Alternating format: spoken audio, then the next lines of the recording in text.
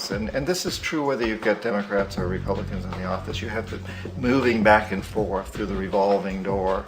And in a way, our government is invisible a lot of the time, and its policies are carried out by our corporations on one level or another.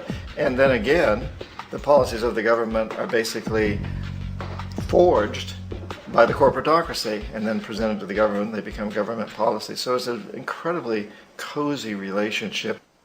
This isn't a conspiracy theory type of thing. These people don't have to get together and plot to do things. They all basically work under one primary assumption, and that is that they must maximize profits regardless of the social and environmental costs.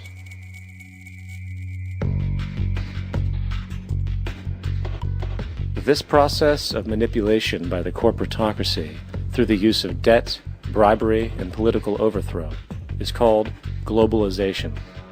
Just as the Federal Reserve keeps the American public in a position of indentured servitude through perpetual debt, inflation, and interest, the World Bank and IMF serve this role on a global scale.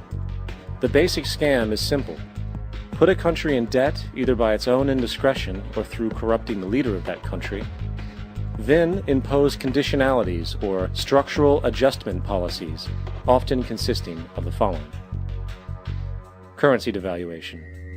When the value of a currency drops, so does everything valued in it. This makes indigenous resources available to predator countries at a fraction of their worth. Large funding cuts for social programs. These usually include education and healthcare, compromising the well-being and integrity of the society, leaving the public vulnerable to exploitation. Privatization of state-owned enterprises. This means that socially important systems can be purchased and regulated by foreign corporations for profit. For example, in 1999, the World Bank insisted that the Bolivian government sell the public water system of its third largest city to a subsidy of the U.S. corporation Bechtel. As soon as this occurred, water bills for the already impoverished local residents skyrocketed. It wasn't until after a full-blown revolt by the people that the Bechtel contract was nullified. Then there is trade liberalization, or the opening up of the economy through removing any restrictions on foreign trade. This allows for a number of abusive economic manifestations, such as transnational corporations bringing in their own mass-produced products, undercutting the indigenous production and ruining local economies. An example is Jamaica, which, after accepting loans and conditionalities from the World Bank, lost its largest cash crop markets due to competition with Western imports. Today, countless farmers are out of work, for they are unable to compete with the large corporations. Another variation is the creation of numerous seemingly unnoticed, unregulated, inhumane sweatshop factories, which take advantage of the imposed economic hardship.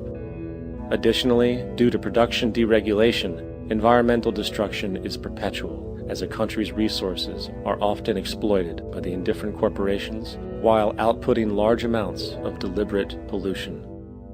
The largest environmental lawsuit in the history of the world today is being brought on behalf of 30,000 Ecuadorian Amazonian people against Texaco, which is now owned by Chevron. So today it's against Chevron, but for activities conducted by Texaco.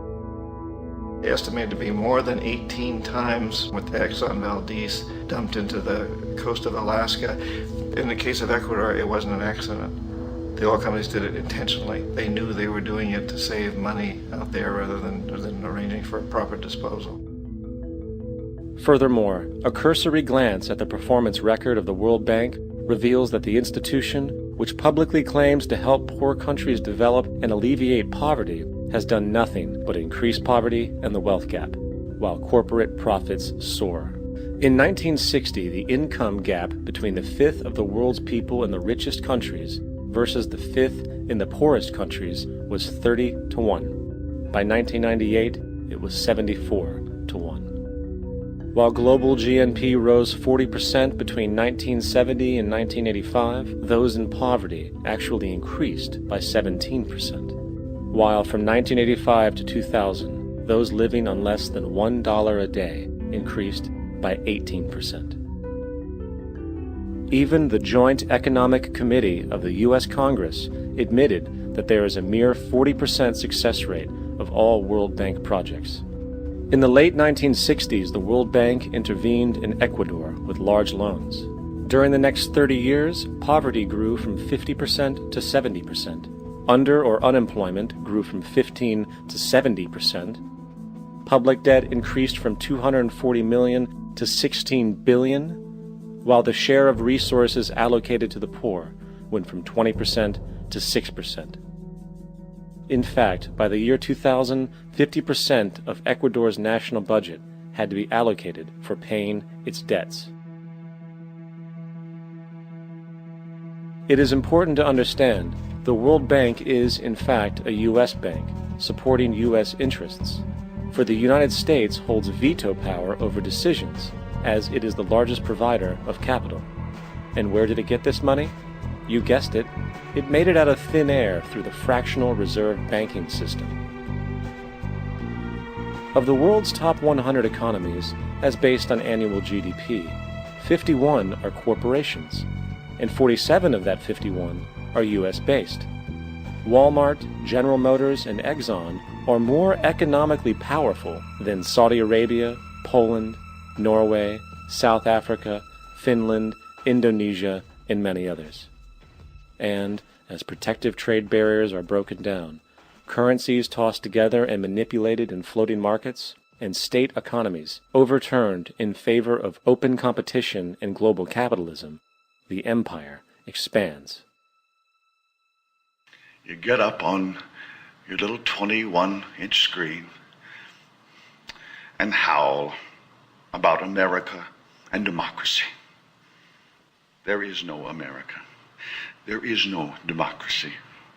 There is only IBM and ITT and AT&T and DuPont, Dow, Union Carbide, and Exxon. Those are the nations of the world today. What do you think the Russians talk about in their councils of state? Karl Marx? They get out their linear programming charts, statistical decision theories, Minimax solutions, and compute the price-cost probabilities of their transactions and investments, just like we do. We no longer live in a world of nations and ideologies, Mr. Beale. The world is a college of corporations, inexorably determined by the immutable bylaws of business. The world is a business, Mr. Beale.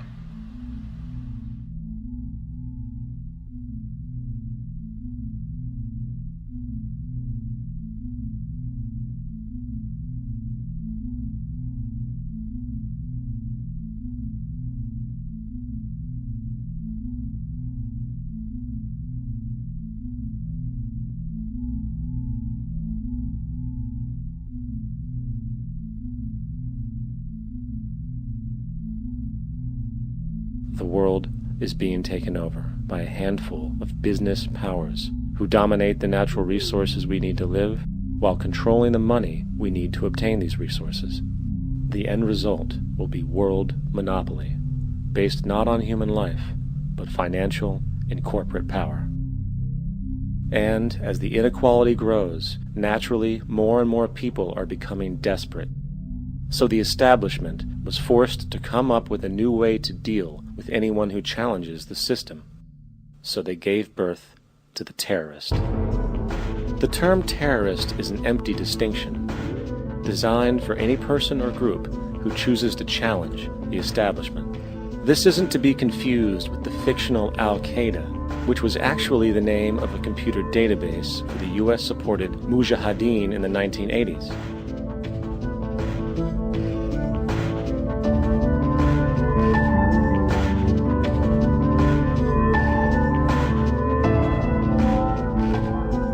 In 2007, the Department of Defense received $161.8 billion for the so-called global war on terrorism. According to the National Counterterrorism Center, in 2004, roughly 2,000 people were killed internationally due to supposed terrorist acts. Of that number, 70 were American.